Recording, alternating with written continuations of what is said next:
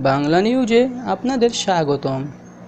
আপন জুয়েলার্সের মালিকের ছেলে সাফায়াতের ধর্ষণ ঘটনার রেশ কাটতে না কাটতেই রাজধানীর বনানীতে জন্মদিনের কথা বলে আবারও ধর্ষণের অভিযোগ উঠেছে। এবার অভিযোগকারী তরুণী একজন অভিনেত্রী। বুধবার রাতে শিল্পপতির ছেলে বাহাউদ্দি ইভানের বিরুদ্ধে তিনি থানায় মামলা করেন। অভিযুক্ত বাহাউদ্দি ইভানের নামে ওই যুবককে ধরতে অভিযান নেমেছে পুলিশ।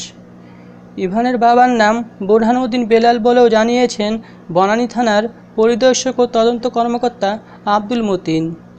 বনানীতে এই ব্যবসায়ীর একটি বিপণী বিধান রয়েছেও বলে জানান তিনি। মঙ্গলবার রাতে বনানী ২ নম্বর সড়কে নিজ বাসায় ডেকে নিয়ে পূর্ব পরিচিত এই তরুণীকে ধর্ষণ করেন শিল্পপতির ছেলে ইভান। অভিযোগকারী তরুণী টিভি অভিনেত্রীও বলে জানান পুলিশ কর্মকর্তা।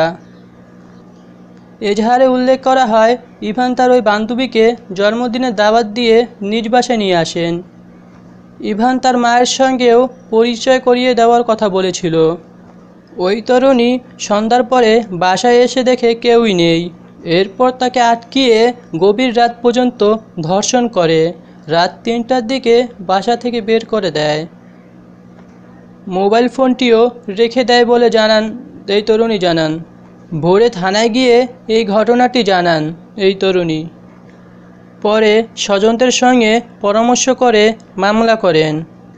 পুলিশ কর্মকর্তা মতিন বলেন, ওই তরুণী আজ থানায় লিখিত অভিযোগ করার পর ইভানকে গ্রেফতারের জন্য মাঠে নেমেছে পুলিশ। ইভান বিবাহিত এবং তার এক ছেলে ও এক মেয়ে রয়েছে বলে পুলিশ কর্মকর্তা মতিন জানান। ধন্যবাদ।